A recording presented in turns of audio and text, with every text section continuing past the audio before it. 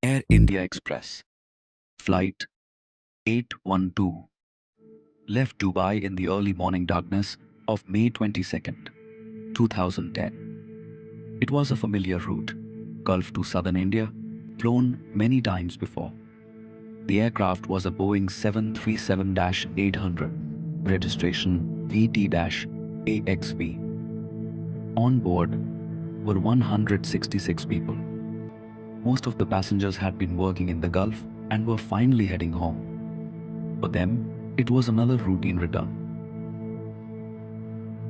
Nothing unusual happened during cruise. The engines ran smoothly. Fuel consumption matched calculations. The aircraft carried trip fuel for the sector, plus contingency fuel, alternate fuel, and final reserve fuel, layers of margin required by regulation. By the time descent began, everything was normal. The airplane was within weight limits. No warnings were active. Weather at Mangaluru was acceptable. In the cockpit, Captain Zlatko Glushica sat in the left seat. He had more than 10,000 flight hours and years of experience on the Boeing 737. Beside him, in the right seat, was First Officer H.S. Aluwalia. During cruise, the captain had taken controlled rest, a short, approved sleep period used on overnight flights to manage fatigue. While one pilot rests, the other remains fully responsible. The aircraft is never unattended, but waking up at altitude is not the same as waking up at home. There is a short transitional period called sleep inertia. You are awake, you can speak, listen, operate controls. But certain types of thinking, especially rapid interpretation of changing information, may take a little longer to feel sharp. It is subtle. It does not feel dramatic. It simply slows the edge of awareness. As the aircraft began descending toward Mangaluru, the first officer was already focused on the approach. Landing is not one action. It is a sequence of small adjustments: altitude, speed, flap settings, descent rate, all gradually aligning toward the runway.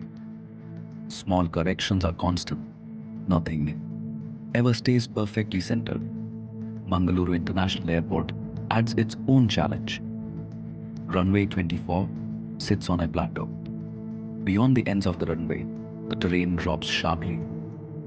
These are called tabletop airports. At most airports, if an aircraft runs long, there may be flat ground beyond the pavement. At Mangaluru, when the runway ends, the land falls away. There is no hidden extra margin. During descent, the aircraft was slightly high on the glide path and slightly faster than target speed. This happens often. Pilots correct small deviations all the time. The descent became a little steeper. Speed reduction continued. Flaps extended.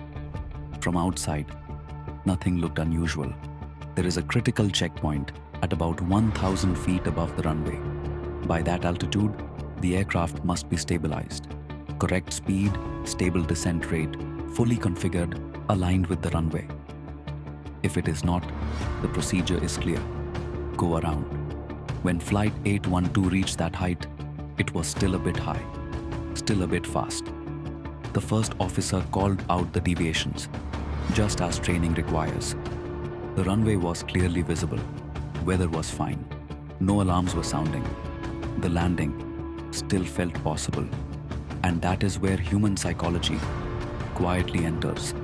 When the runway is still far away, discontinuing is easy. When it fills the windshield, abandoning feels harder. The closer you get, the more you feel invested in completing the landing. Aviation psychology calls this plan continuation bias. It does not feel reckless. It feels like staying committed.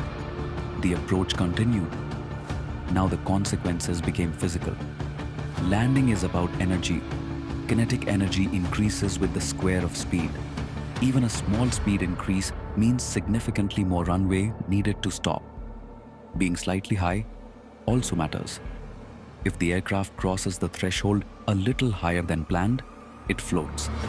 It remains in the air longer before the wheels touch down.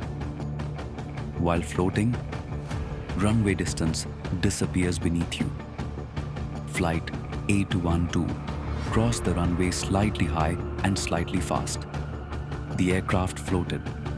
From the passenger cabin, it may have felt smooth, perhaps even gentle.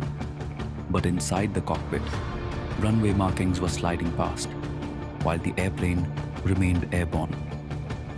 Touchdown happened, well beyond the ideal touchdown zone.